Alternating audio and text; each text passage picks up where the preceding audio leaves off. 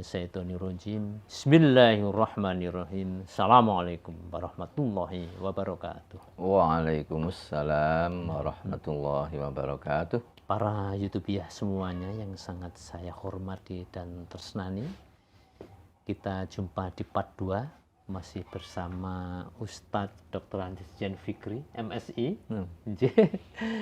Masih ada stamina Ustadz? Alhamdulillah. Masih segar. Masih segar. Insya Allah. Sihah wal afiyah. Amin. Amin. Kita teruskan perbincangan ini karena Baik, tadi sudah lama, terus nanti kita jadikan part 2 saja. Amin. Setelah kita menikmati tadi teh sama gedok dan ketan ireng. Oh, ketan ireng. Itu makanan-makanan daripada usia-usia yang sudah senior semacam itu. Allah ya. Tapi alhamdulillah keluarga kami juga senang. Saya sering sekali beli. Alhamdulillah, masya Allah. Barokah. Amin. Saya tidak kenalkan dengan makanan-makanan fast food. Pada anak-anak sudah sejak kecil begitu. Alhamdulillah. Ngaten Ustaz. Di negara kita ini sudah pandemi sudah setahun lebih, hampir 2 tahun barangkali malah. Hampir 2 tahun. Dan di bulan-bulan ini itu luar biasa sekali, apa itu meningkatnya sudah di atas 40.000 setiap harinya yang terpapar. Dan kita dengar tiap hari lalu lintas ambulan yang banyak sekali, hampir setiap 5 menit atau 10 menit, tapi ini sudah berkurang ini. Itu yang keadaan yang semacam ini kan membuat masyarakat bisa jadi panik, bisa jadi salah arah, ataupun juga bisa jadi frustasi. Termasuk yang bekerja di sektor-sektor informal bisa berjualan. Ini suatu hal yang memang sangat berat sekali. PPKM kan kemarin 3 sampai 20 Agustus. Terus diperpanjang sampai bulan Agustus. PPKM yang level 4 kira-kira begitu. Ini juga bisa menambah satu sisi memang caranya begitu untuk menghentikan pandemi, yang di sisi lain kegiatan kemasyarakatan sangat terganggu sekali. Ngaten Ustaz, untuk menghadapi semacam ini kan keadaan yang sulit. Bagi kita yang beragama itu bagaimana menghadapi keadaan yang semacam itu, suasana pandemi yang semacam itu.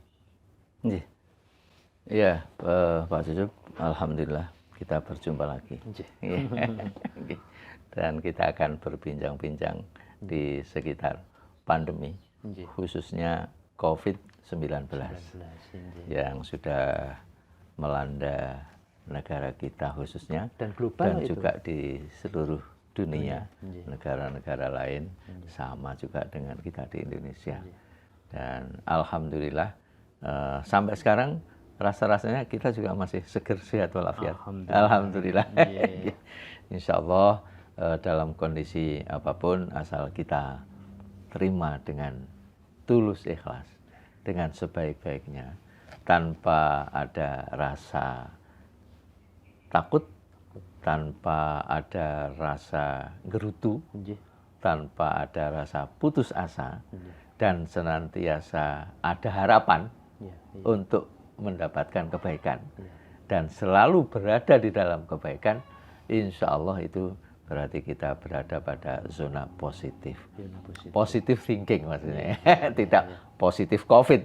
Sekarang itu kalau positif, COVID, sudah takut lagi. Kalau sudah bilang positif itu grogi semua. Iya. Sebenarnya ada positif yang baik juga. Positif nggih. Iya. Dalam kondisi pandemi COVID-19 yang seperti sekarang ini, kembali lagi kita mendapatkan tanda-tanda dari kebesaran Allah Subhanahu wa Ta'ala. Tidak ada yang terjadi di dunia ini tanpa desain Allah Subhanahu wa Ta'ala, tanpa skenario Allah tidak ada. Tidak mungkin. Semuanya terskenario. By design. By design, dan sudah sekian ribu tahun yang lalu. Sejak 50.000 tahun sebelum penciptaan manusia itu sudah ada di sana. Desainnya sudah ada. Jadi termasuk nasib kita, termasuk kita mau meninggal di mana. Nah, akhirnya akan meninggal. Nah, kita berdoa mudah-mudahan senantiasa kita semuanya juga diberikan husnul khotimah. Amin. Amin. Insya Allah. Gitu. Nah, bagi kita, masyarakat kita, dan juga para pemimpin kita, karena kita ini kan bermasyarakat. Ya. Ada yang menjadi pemimpin, ada yang menjadi masyarakat yang dipimpin, kemudian macam-macam masyarakat kita, kualitasnya masing-masing macam-macam, tingkat sosial ekonominya macam-macam. Ada yang sampai dengan 2 tahun ini, kan hampir sekitar 2 tahunan lah kita ini, itu ada yang merasa tidak ada masalah, ada yang merasa sangat bermasalah, dan bahkan di keluarga di antara kita juga ada yang meninggal dunia karena positif COVID gitu. Ya, itu semuanya by design Allah Subhanahu wa taala. Pertama kita harus meyakini itu. Supaya kita terhindar dari lepas ketauhidan kita kepada Allah Subhanahu wa taala. Semua dari desain Allah. Semua dari desain Allah. Itu yang harus diterjemahkan, harus ditanamkan kepada kita sebagai umat manusia, karena kita semuanya bertuhan. Sebagai manusia Pancasilais, ya, insan Pancasila, kita ada ketuhanan yang Maha Esa. Allah Subhanahu wa taala menjadi pegangan kita satu-satunya yang kita bisa minta dalam kondisi apapun. Yang tidak ada bisa menghalangi bagi apa yang sudah akan diberikan atau yang belum diberikan, nanti dulu diberikan, ada juga tanpa ada yang bisa menghalangi. Termasuk juga petunjuk ilmu yang diberikan oleh Allah kepada kita. Kalau kita sudah dimudahkan oleh Allah untuk memahami seperti itu, Allah akan memberikan jalan kepada kita bahwa kita ini adalah makhluk Allah yang semuanya sudah by design.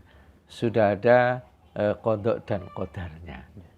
Tetapi kita diberikan peluang sebesar-besarnya untuk berbuat semaksimal mungkin, berbuat baik sesuai dengan apa yang kita punya. Bahwa di dalam kehidupan ini, termasuk juga masa pandemi, adalah ujian dari Allah. Itu yang kita harus sadari, bahwa Allah menguji kita. Seperti di dalam ayat itu, a'udzubillahi minasyaitonirrajim, wala nabluwannakum bisyai'im minal khaufi wal ju'i wa naqsim minal amwal wal anfusi was samarat wa basyiris sabirin. Al-ayah. Bahwa Allah akan menguji kita. Allah pasti menguji kita dengan rasa khawatir, rasa takut. Baik itu ujiannya itu dari rasa takut, minal khaufi wal ju', dari lapar, artinya ada yang kurang makan, kurang minum. Wa naqsim minal amwal, ada yang harusnya kita punya kesempatan mendapatkan modal, malah modalnya lepas karena pandemi. Kita tidak bisa berusaha, itu termasuk ujian mal. Ujian mal, wa naqsim minal amwal, di harta, wal anfus, kita terkena penyakit, kita jatuh sakit, mungkin pas lagi pikirannya tidak kuat, lagi terganggu, khawatir, takut, menggerogoti kesehatan kita, akhirnya kemudian kita mendapatkan rasa tidak enak, yang kalau kita perhatikan itu dan kemudian kita pikir, lalu kita menjadi takut atau khawatir, wah nanti akan terjadi begini, saya nanti akan drop badan kita, akan terjadi benar. Tetapi kalau kita berprasangka positif, berprasangka baik, insya Allah itu akan menjadi stamina tambahan bagi kita. Kemudian stamina itulah yang Bisa akan meningkatkan. memperkuat tubuh kita menjadi lebih seger, lebih sehat, lebih kuat, dan kita terus bisa berjalan dengan baik. Nah, sakit tentu ada. Kalau umpamanya pas sudah jatuh sakit ya harus kita nikmati. Saya kemarin 1 bulan tidur awal setelah saya vaksin Ya. 3 hari, ternyata rasanya sehat-sehat saja awal. Loh, kemudian aktivitas gitu, kayaknya kemudian tidak terasa kecapean. Langsung drop, sudah tidak bisa apa-apa. Tapi saya isolasi di rumah sendiri. Ya, sudah. Inisiatif sendiri lah. Inisiatif sendiri di rumah. Jadi alhamdulillah ada anak-anak menjaga dengan baik. Kebetulannya juga begitu, ketularan saya jadi drop juga. Jadi sama-sama tidurnya sendiri satu kamar, yang ini di kamar yang lain. Alhamdulillah anak ada yang tetap seger sehat, ya dia yang jadi perawatnya di rumah. Allah. Allah Akbar. Habis vaksin. Ya, alhamdulillah. Jadi akhirnya saya di rumah itu kemudian ya sesuai dengan apa yang saya bisa lakukan. Ya udah berdoa. Jadi sampai Pak,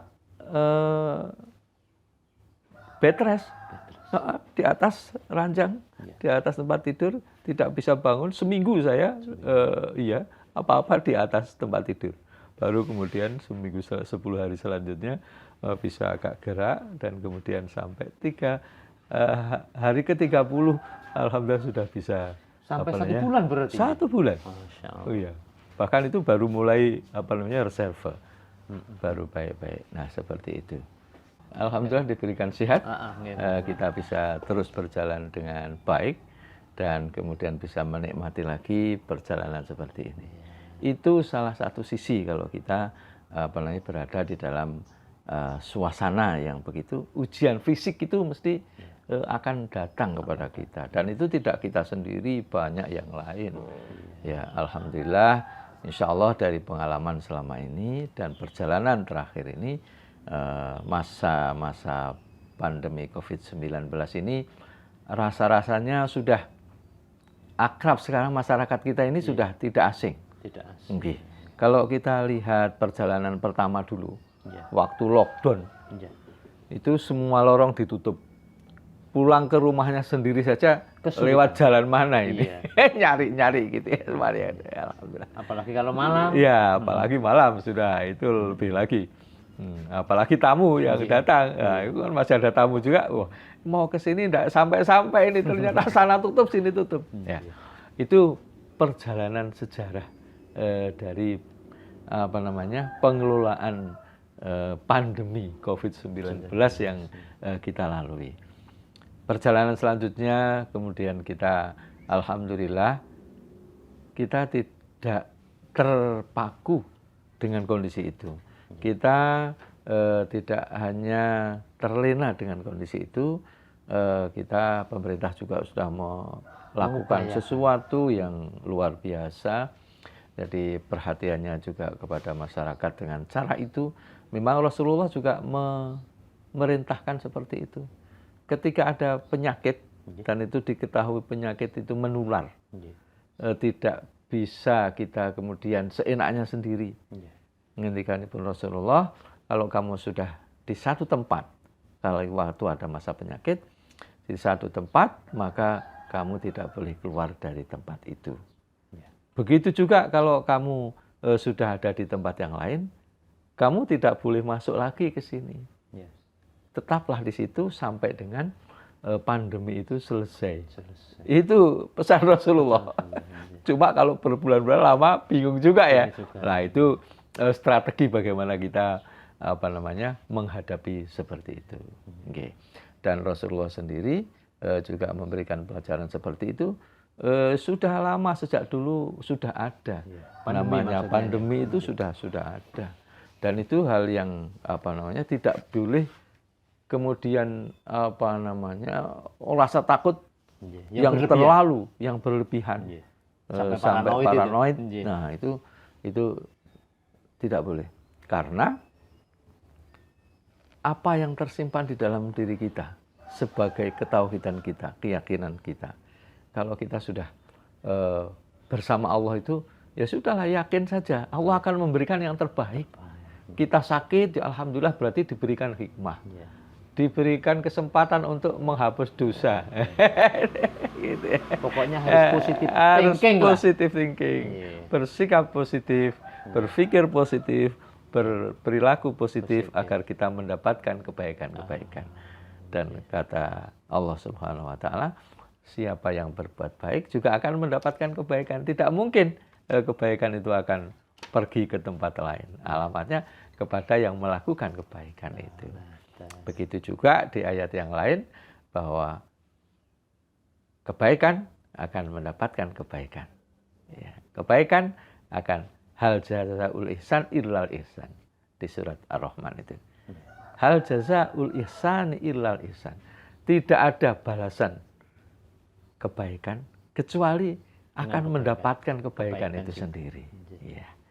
Itu adalah surga. Kalau kita sudah seperti itu, nah, kita seperti juga ada di surga, surga dunia. Kalau kita merasa nyaman, kita mendapatkan dalam kondisi apapun. Dalam kondisi apapun. Apakah kita dalam kondisi tidak sehat, badannya kurang sehat, atau kita dalam kondisi sehat, atau kita dalam kondisi apapun juga, kita tidak bisa, tidak boleh bahkan untuk melepas kekuasaan Allah Subhanahu wa taala dalam diri kita. Oke, oleh karena itu paranomi tidak boleh. Karena ada juga, Pak, sampai sekarang itu masih ada yang jika kalau kita protokol kesehatan tetap saja kita pakai masker, jaga jarak, kemudian selalu bersih-bersih diri, cuci tangan, dan kemudian kita lakukan kebaikan-kebaikan. Termasuk menggantung wudhu. Nah, bantu wudhu itu jaminan akan mendapatkan keselamatan, insya Allah. Jadi insya Allah itu enggak semuanya serba positif. Jika kita mengikuti apa yang sudah disunahkan oleh Rasulullah SAW. Itu jadi yang paranoid itu sampai kemudian ketika tidak melihat temannya tidak pakai masker saja, ketakutan dan kemudian menjadi down. Oh, itu sungguh naudzubillah min dzalik. Itu kondisi yang sebenarnya kondisi yang sebenarnya tidak harus disikapi seperti itu. Tapi apa boleh buat, kita mesti melakukan edukasi kepada diri kita, kepada lingkungan kita, keluarga kita, dan juga kepada teman-teman kita, bahwa semuanya harus kita terima dengan wajar. Alhamdulillah, terakhir ini, kondisi terakhir pandemi ini, itu kita sudah mau belajar dengan kondisi itu. Dan sekarang masyarakat sudah tidak begitu takut. Dulu kalau tetangganya di sini tutup itu lewatnya aja, lewat yang jauh gitu, wah sepertinya. Ya itu karena memang di samping ilmunya, knowledge-nya, pengetahuannya, juga sikapnya terhadap kondisi itu memang baru sekelas itu saat itu.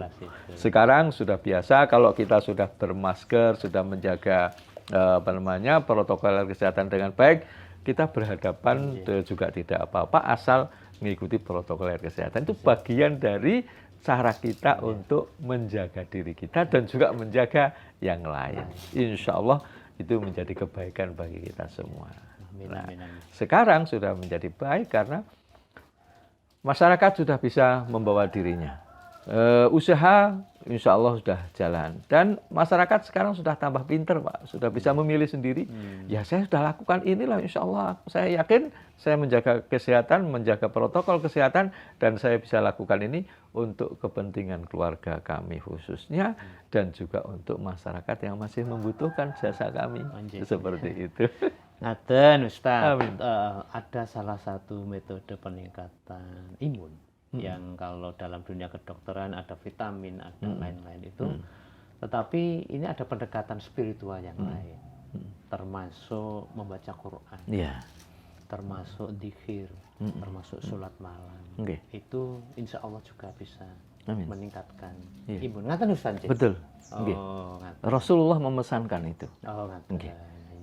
Bahkan di salah satu hadis itu disampaikan bahwa suatu umat tidak akan pernah terlepas dari gangguan cobaan penyakit. Ketika maksiat itu masih ada di muka bumi itu. Selama maksiat-maksiat ada di muka bumi, itu gangguan-gangguan sakit, penyakit, wabah itu tidak akan bisa hilang dari muka bumi itu. Oleh karena itu, ya kita mesti berbuat baik, bertaubat. Nah, sekarang kita semuanya harus berperan menjadi pendakwah taubat, pendakwah kebaikan. Siapa saja, apalagi pemimpin, harus mengajak umatnya, mengajak rakyatnya untuk berpikir positif, mendekat kepada Tuhan yang Maha Esa, Allah Subhanahu wa Ta'ala untuk orang Islam, dan itu merupakan satu kekuatan yang sungguh luar biasa. Tadi disinggung oleh Pak Ucup di imunitas. Memang yang menentukan adalah imunitas seseorang. Akan jadi seperti apa imunitas, dan kemudian kesadaran kemampuan bawah sadarnya, mengaktifkan kemampuan bawah sadar itu menjadi penting. Dan itu adalah dasar spiritual, spiritualitas. Kalau secara syar'i ada pengalaman bahwa ada yang disebut dengan Quran immunity. Jadi Quran immunity, siapa yang bersama Al-Quran akan mendapatkan imunitas di dalam dirinya. Nah, kalau itu sudah merupakan satu kepastian. Karena di dalam hadis yang lain juga, siapa yang membaca Al-Quran, itu sama dengan dia berdoa langsung. Bahkan oleh Allah dihargai, akan diberikan di atas doa, zikir, selain membaca Al-Quran. Tanpa menyebut, ya Allah berikanlah kesehatan bagi kami. Kalau kita membaca Al-Quran dengan kita niatnya seperti itu, Allah sudah mesti ngasih lebih daripada yang kita inginkan. Otomatis lah. Otomatis. Itu janji Rasulullah SAW di dalam hadis qudsinya yang Allah akan jamin itu. Quran immunity. Quran akan memberikan imunitas kepada siapa yang membaca Al-Quran, siapa yang memahami Al-Quran, siapa yang mau bertadabbur dengan Al-Quran, siapa yang mau mengamalkan Al-Quran, siapa yang mau memperjuangkan Al-Quran, insya Allah itu ada di barisan Rasulullah SAW, insya Allah akan menjadi kebaikan. Itu kira-kira begitu. Jadi imunitas dia. Jadi Quran merupakan vaksin yang sebenarnya sangat luar biasa. Iya. Kira-kira ngaten lah. Amin. Iya. Betul. Jadi vaksin yang tidak ada tandingannya. Iya. Dan pasti tepat. Iya, pasti tepat. Tidak ada vaksin yang vaksin Quran tidak mengikuti generasi COVID berapa. Iya. Semua COVID insya Allah bisa ditanggulangi. Iya. Kira-kira ngaten. Semua penyakit fisik, ya. Semua penyakit psikis, semua penyakit-penyakit yang lainnya dengan Al-Quran insya Allah. Nah, tinggal keyakinannya kita bagaimana. Dengan membaca Al-Quran, pastilah harus diyakini Allah akan memberikan yang terbaik bagi kita. Dalam kondisi apapun, menurut penilaian Allah. Bukan penilaian manusia. Iya, Allah yang maha tahu. Kita maha tidak tahu. Kita sangat tidak tahu. Sangat lemah. Jauh dari apa yang sebenarnya terjadi. Kita tidak punya ilmu itu. Allah yang punya ilmu itu. Allah yang tahu. Bukan orang yang menilai. Cuma kalau kita berbuat baik sesuai dengan sunnah Rasul, sesuai dengan desain Allah Subhanahu wa Ta'ala, insya Allah semuanya akan menjadi baik. Nah, kalau ada tidak kebaikan karena kita tidak mengikuti sunnah Allah, merusak bumi, termasuk kalau yang tidak merusak bumi, termasuk yang kocor-kocor, siram-siram, itu menjaga imunitas, termasuk di dalam kita memberikan sedekah kepada tanaman kita, yaitu termasuk menjaga imunitas. Wong kita senang, seger, kita alhamdulillah bisa bersedekah kepada lingkungan kita. Kita niati itu sebagai bagian dari sedekah kita. Dan kita doakan. Boleh juga assalamualaikum. Tiap bunga boleh Pak Ucup. Assalamualaikum warahmatullahi wabarakatuh. Kita sapa. Insya Allah itu akan menjawab. Dan di dalam pengalaman yang bagus, itu akan memberikan dampak yang positif. Ada begitu. Ya, kita sapa semua satu-satu kalau bisa, kalau enggak ya kita sapa secara umum. Termasuk makhluk hidup binatang Ustaz ya? Semuanya. Semuanya makhluk itu bisa disapa seperti itu. Karena nabi-nabi dulu itu memberikan pengalaman ajaran seperti itu. Seperti itu. Nggih. Ya, jadi memang pandemi Api saja begitu. Oh, ngaten Ustaz. Ya narukuni bardan wasalaman ala Ibrahim. Nggih. Nah, akhirnya walaupun Ibrahim dalam api selama 3 hari, bakar itu ya teges saja, biasa. Karena Dingin apa? karena apa? Karena Allah memberikan rahmat kepada Nabi Ibrahim karena ketulusan lagi kembali kepada pelakunya. Ketulusan totalnya Nabi Ibrahim bahwa Allah yang akan memberikan keselamatan kepada kita. Insya Allah itu. Nah, itu menjaga imunitas.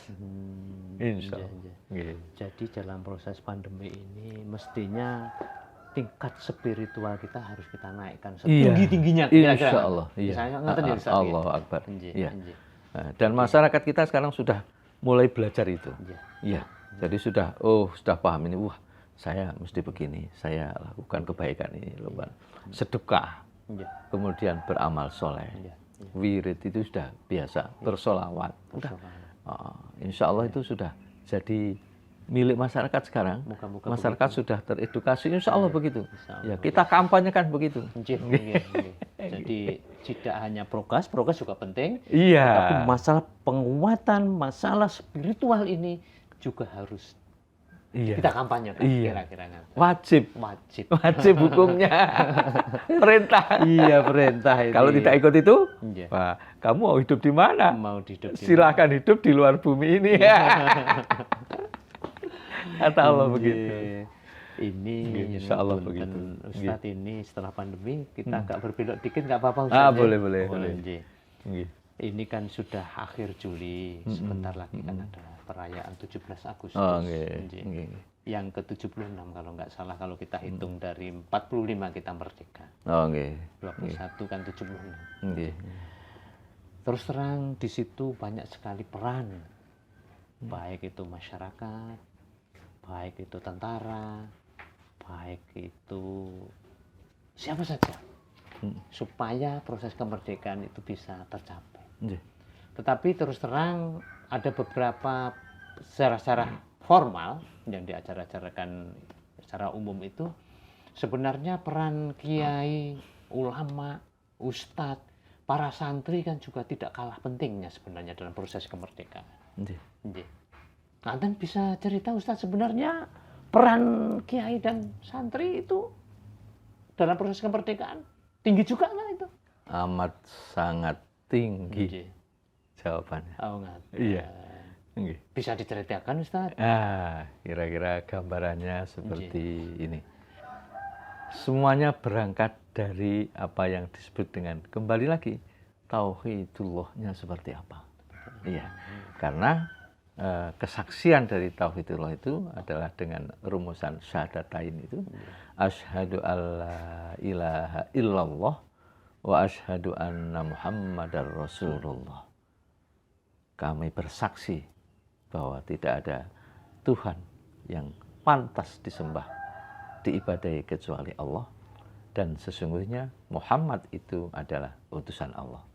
Itu menjadi dasar pertama. Nah, tokoh-tokoh kita dulu, para pendahulu kita yang hidup di Indonesia sebelum kemerdekaan 17 Agustus 1945 itu berada di masa penjajahan.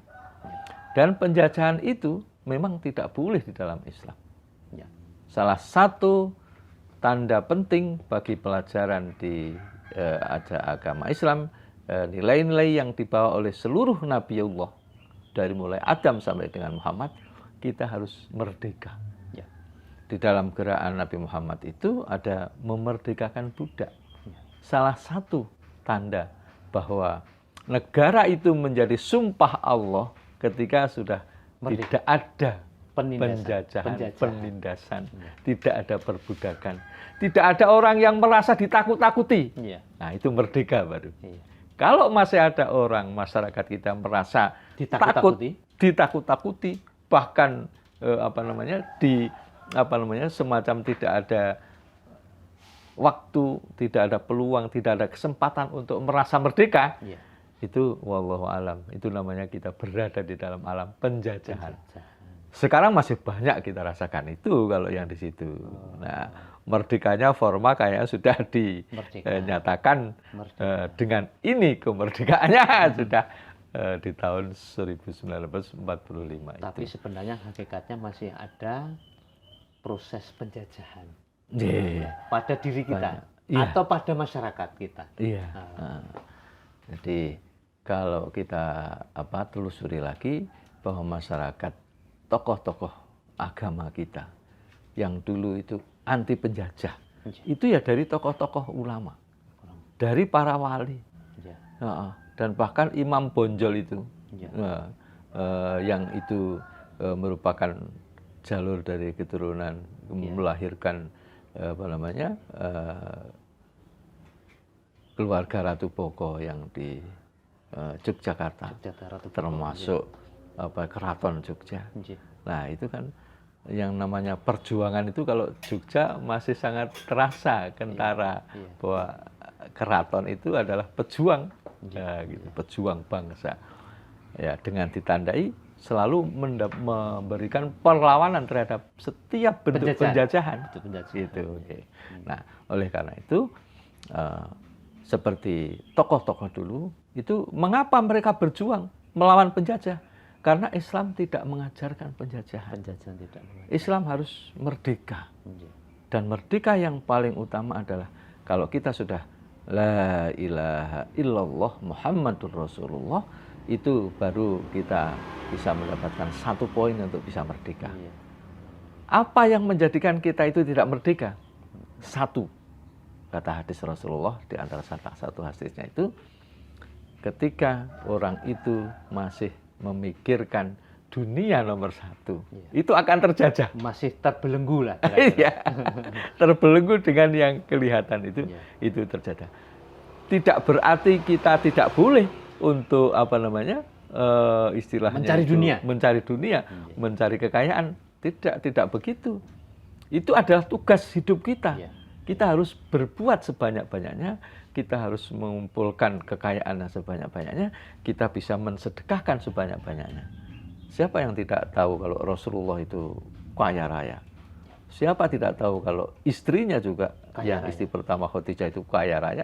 Orang terpandang di masyarakatnya, Quraisy, sahabat-sahabatnya, contoh lengkap, ada yang kaya betul sampai sekarang kekayaannya masih seperti Utsman. Kemudian ada yang berani seperti Umar, ada yang begitu sosialnya seperti Utsman, dan juga ada yang pandainya seperti Ali bin Abi Thalib. Luar biasa. Semuanya dari sahabat Rasulullah, Khulafaur Rasyidin ini khususnya mempunyai ciri-ciri pendukung dari dakwah Rasulullah SAW. Insya Allah kita juga bisa diberikan terus jalan untuk mengikuti sirah beliau. Iya, insya Allah. Sejarahnya begitu. Termasuk tokoh-tokoh di dalam era kemerdekaan kiai-kiai tadi. Termasuk Kiai Ahmad Dahlan, Hasyim Asy'ari, Ghos Cokro Aminoto. Itu kan juga termasuk saudagar-saudagar yang memang berjuang untuk proses kemerdekaan. Mereka itu ulama-ulama semua. H.S. Cokro Aminoto, Haji Agus Salim, namanya Kiai Haji Agus Salim. Ya. Kemudian Kiai Haji Ahmad Dahlan, Kiai Haji Hasyim Asy'ari, yang tokoh-tokoh mutakhir lah itu, termasuk kita masih dekat-dekat dengan itu. Dan kemudian tokoh-tokoh pahlawan yang dulu-dulu termasuk Wali Songo, itu semuanya memperjuangkan kemerdekaan. Hakikat kemerdekaan. Hakikat kemerdekaannya. Tidak boleh ada penjajahan. Apalagi penjajahan negara. Disumpahkan oleh Allah di dalam surah Al-Qiyamah, surah Al-Balad. A'udzu billahi minasyaitonir rajim. La uqsimu bihadzal balad. Sungguh, sumpah masih sungguh. Sungguh aku bersumpah bihadzal balad, dengan negara ini. Maksudnya negara di Saudi, di Mekah sana yang dipakai sumpah. Yang diantara itu adalah apa misi penting dari negara itu? Memerdekakan budak. Falak tahamal aqobah, apa itu? Mendaki. Tantangan itu seperti apa? Wa ma adraka mal aqabah. Kamu tahu makna tantangan itu? Makna pendakian itu seperti apa? Fakku raqabah. Merdekakanlah budak. Jangan ada orang yang merasa ada di bawah karena sebuah tekanan. Tidak boleh. Kalau tidak boleh berarti sebenarnya hukumnya haram dari segi statusnya. Status ini menjadi penting, Pak, di dalam perjuangan kita. Perjuangan semua orang itu status menjadi penting. Contoh, kita haram sebelumnya suami istri. Begitu kita sudah beristri, kita bisa masuk. Oke. Nah, termasuk kalau kita sudah mendapatkan itu, jadi memerdekakan budak tadi itu, kalau masih ada orang yang merasa terjajah, merasa tidak enak, merasa tertekan, itu namanya penjajahan ada di situ. Iya. Di dalam keluarga juga tidak boleh begitu. Intinya. Tidak ada proses ketidaknyamanan. Iya. Nah, perjuangan ulama-ulama pejuang kemerdekaan itu karena punya spirit itu. Spiritnya adalah karena ini adalah misi dakwah Rasulullah. Ini adalah ajaran yang ada di dalam pesan Allah Subhanahu wa taala. Tidak boleh ada yang terlanggar. Tidak ada yang tidak boleh ada yang merasa tertekan. Semuanya harus bebas. Nah, apalagi kalau masa sekarang ini penjajahannya semakin banyak. Semakin banyak ya. Yang paling tinggi penjajahannya adalah ini setan hitam. Iya. Kota hitam. Tapi ini juga banyak manfaatnya. Iya. Tinggal pisau ini mau dipakai untuk apa? Untuk apa? Pisau setan kota ini. hitam tadi, Pak. Kalau kita bisa memanfaatkan ini dengan kebaikan, insya Allah akan menjadi kebaikan. Sama juga Quran itu juga begitu, Pak. Iya, betul. Umat bisa terhormat dengan Al-Quran, tapi juga umat bisa terperosok dalam kejelekan karena Al-Quran. Yang satu karena mengamalkan Al-Quran, kebaikan. Yang satu karena tidak mengikuti Al-Quran, mengingkari ajaran Al-Quran. Gitu. Jadi ini contoh konkret sekarang lah, masyarakat kita sekarang, ya Allah, anak-anak kita. Kita saja kalau sudah ada ini dipanggil orang tua, dipanggil anaknya, nggak dengar. Nggak dengar. Astagfirullahaladzim, Masya Allah. Maka ada teman-teman yang memang dijauhkan dari HP, dijauhkan keluarganya dari TV, itu untuk menghindari itu, kebaikan itu. Kalau TV memang kami sudah berpisah lama, Ustaz. Oh gitu. Sudah bertahun-tahun kami tidak punya TV.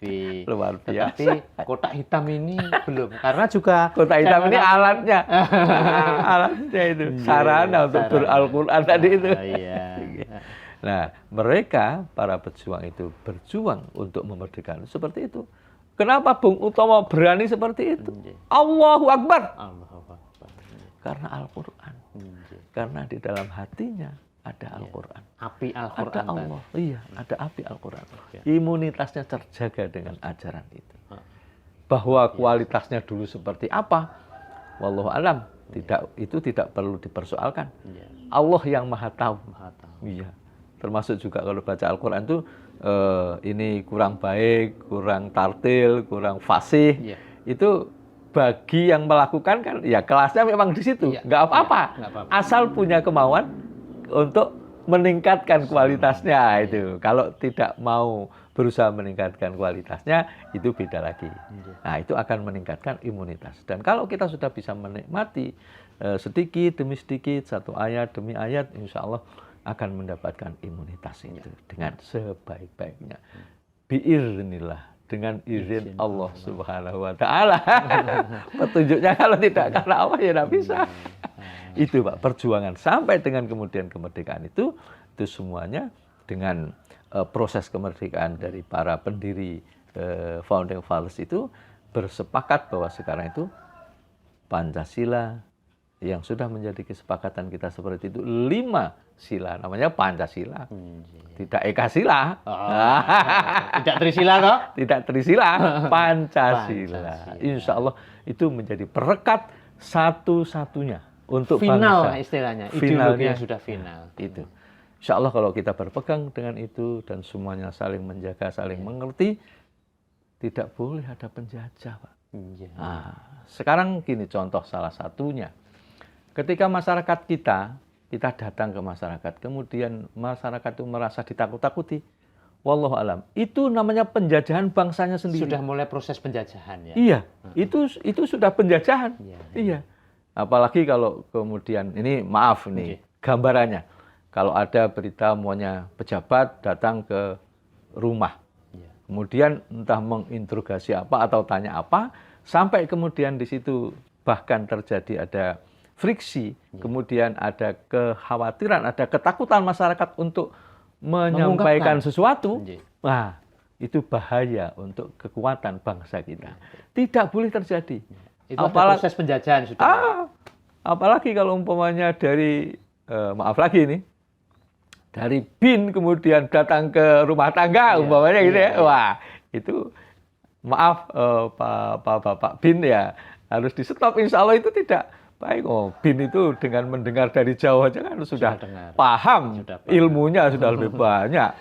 Tidak usah melihat atau wawancara, itu melihat saja, mendengar dari jauh sudah paham. Itu tinggal ilmunya lah. Kalau yang gitu ya ilmunya ditanda tanya. BIN itu tidak pernah terlihat.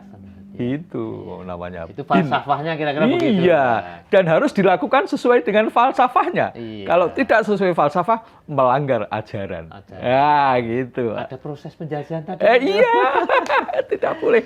Na'udzubillah min dzalik, tidak boleh itu terjadi. Jika itu mulai dilakukan, ya maaf ini ya mesti kita harus perbaiki. Tidak usah seperti itu. Bukan cara itu dakwah kita untuk menjaga persatuan dan kesatuan bangsa kita.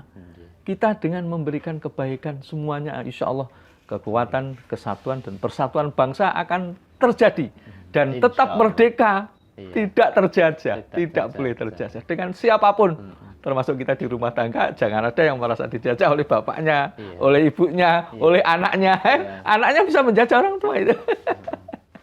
Itu harus merasa disehatkan semuanya. Itu jadi seger semua di rumah tangga itu, kemudian di masyarakatnya juga begitu, dan kemudian apalagi di pemerintahan itu harus seperti itu. Tidak ada merasa yang terjajah. Tidak boleh. Tidak boleh. Ya? Tidak boleh ada yang merasa terjajah.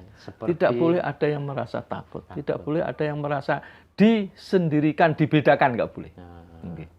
Wong Quran aja tidak membedakan itu. Para nabi juga tidak dibedakan. Tidak dibedakan. Semuanya la nufarriqu baina ahadin mir rusuli. Para rasul-rasulku tidak ada yang aku bedakan. Wa qalu semuanya sami'na wa ata'na ghufranak. Ilaikal masir. Allah, kepada Allah kembali. Kalau itu dan kita terjauh dari dunia, artinya tidak dinabubukkan dunia, tidak dijajah oleh dunia, termasuk kita ini orang tua, anak, istri, harta kita, tadi itu ujian itu semuanya kan dunia. Gambar dunia yang paling menonjol kata Rasulullah adalah al-mal, harta, kekayaan. Kalau sudah tergoda itu artinya neraka ada di dekat itu. Insya Allah kita semuanya terpelihara dari itu. Apa yang kita sudah dapatkan, kita tidak pernah merasa mempunyai. Ini adalah titipan yang harus dipertanggungjawabkan. Iya, dipertanggungjawabkan. Seberapa yang kita korbankan, Allah dilihat itu. Kalau kamu bisa korbankan semuanya, lebih bagus. Rasulullah, Khadijah, sampai akhir hayatnya aja kan, makannya tidak apa-apa. Perjuangan Rasulullah yang paling hebat, yang mungkin agak jarang diketahui oleh masyarakat adalah Siti Aisyah cerita bahwa sudah biasa pernah di keluarga Muhammad Rasulullah itu tidak menyalakan api selama 1 bulan. Maksudnya tidak masak? Maksudnya tidak masak. Biarpun sebenarnya kaya ya. Artinya menjaga itu. Cukup dengan tamr dan emak. Kurma dan air. Itu selama 1 bulan pernah dilakukan seperti itu. Tidak menyalakan api. Maknanya apa? Itu edukasi bagi umatnya. Dan itu Rasulullah tadi, bahwa salah satu hal penting bagi umatku nanti, fitnah yang paling besar adalah al-mal, harta. Rasulullah mengendikan gitu. Akan tidak bisa merdeka jika kita terkungkung atau terjajah dengan masalah dunia. Luar biasa. Merdeka insya Allah. Insya Allah. Jadi proses penjajahan di atas dunia memang harus dihapuskan ya. Iya. Sesuai dengan undang-undang dasar Iya, kita. itu sudah luar biasa. Final itu mestinya. Sudah final. Dan itu sungguh amat luar biasa. Harus usah dikotak-katik. Nggak usah dikotak-katik, sudah jadi. Sudah final. Sudah lahirnya seperti itu ya sudah. Kita tinggal bagaimana bisa mengamalkan sebaik-baiknya. Itu kan, mereka itu orang-orang pinter di atas kita semua. Semuanya. Penguasaan bahasanya paling tidak 3 bahasa. Ada yang sampai puluhan bahasa. Iya. Pengalamannya, kajiannya luar biasa kemana-mana. Kemudian yang merumuskan itu. Dan kemudian kembali memikir Indonesia untuk merdeka. Akhirnya ada kemerdekaan Indonesia disepakati dan diberikan oleh Allah rahmatnya pada tanggal 17 Agustus 1945. Udah, jadi peran dominasi ulama sebenarnya dalam proses kemerdekaan sangat luar biasa, Ustaz. Disitulah sebenarnya inti kekuatan umat masyarakat untuk merdeka. Untuk merdeka. Iya. Di ulama. Semuanya jadi tokoh-tokoh keagamaan yang memang itu spiritualnya adalah untuk kebaikan, maka itu akan menjadi kekuatan. Iya. Yang luar biasa. Luar biasa. Insya Allah gitu. Itu sudah menjadi pokok dari hablum minallah, hablum minannas, dan kemudian berjuang untuk kemaslahatan umat dan bangsa. Insya Allah. Menjadi umat yang Indonesia, menjadi umat yang Islam gitu ya. Islam dan Indonesia menjadi satu, kebangsaan menjadi satu, umat Islam bangsa Indonesia satu kekuatan yang sungguh luar biasa, dan insya Allah Allah akan memberikan itu kepada kita. Kalau Quran kita pegang, baldatun thayyibatun wa rabbun ghafur, akan menjadi bagian dari kehidupan kita. Insyaallah. Yang gemah ripah ya. Gemah ripah loh jinawe tonto trentem kerto raharjo. Insyaallah. Murah sing sarwa tinuku. Subur yang sarwa tinandur. Amin. Ngaten ya, Ustaz. Begitu Indonesiaku, Indonesia kita ya. Indonesia kita yang kita cintai. Jadi ngaten para YouTuber semuanya yang sangat saya hormati. Channel Yuk Ngaji di Rumah Antik juga mengucapkan selamat Hari Kemerdekaan kepada seluruh bangsa Indonesia. Semoga bangsa Indonesia ini menjadi bangsa yang hebat, bangsa yang gemah ripah loh jinawi, dan para pemimpinnya selalu dikasih petunjuk oleh Allah, sehingga negara ini menjadi negara yang makmur. Merdeka! Merdeka! Allahu Akbar! Allahu Akbar! Para YouTube ya semuanya yang sangat saya hormati, dan terima kasih banyak Ustadz Yan yang telah memberikan tausiahnya. Masya Allah. Amin. Podcastnya maksud saya. Barakallah. Semoga ini juga jadi amal soleh kita bersama. Amin. Amin. Untuk tabungan akhirat kita. Amin. Amin. Allahumma amin. Insya Allah. Insya Allah. Dan ini ada kenang-kenangan dari channel Yuk Ngaji di Rumah Antik. Sebuah buku yang sebenarnya buku ini sudah buku lama. Moga-moga bisa bermanfaat. Allahu Akbar. Masya Allah. Jadi referensi penjenengan. Amin. Amin. Di Mas bukunya. Terima kasih sekali. Ya Allah. Ini Ustadz ini bekas Menteri Agama kita, Bapak Haji Alamsyah Ratu Permidaka, seorang dan ini juga Kiai Haji Rifai Ahmad, seorang kiai yang punya entrepreneur sejati. Semoga jadi bermanfaat. Alhamdulillahirabbil alamin. Terima kasih sekali. Mudah-mudahan jadi amal baik. Amin. Saya waktu silaturahmi ke kantor beliau, cerita tentang bagaimana perjuangan untuk umat dan membangun masjid amal bakti Muslim Pancasila. Beliau termasuk salah satunya yang menjadi pelopornya. Inisiator. Inisiator pelopor dan yang membina, yang terus mengembangkan sampai menjadi masjid itu. Alamsyah Ratu Permidaka, termasuk Menteri Agama yang mempunyai kredibilitas baik. Perjuangannya sampai sekarang masih. Waktu ke apa Alamsyah? Waktu mahasiswa? Waktu di PBHMI. Silaturahmi ke kantornya. Jadi audiensi. PBHMI ya. Itu audiensi ke beliau. Alhamdulillah. Masya Allah. Terima kasih. Jazakumullah khairah. Monggo. Para YouTuber semuanya yang sangat saya hormati.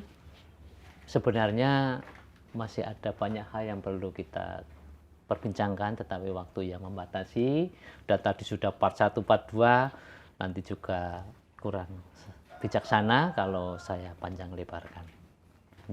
Para YouTuber semuanya yang sangat saya hormati, bagi teman-teman yang sudah like, subscribe, komen, dan share, semoga menjadi amal soleh panjenengan semuanya. Amin.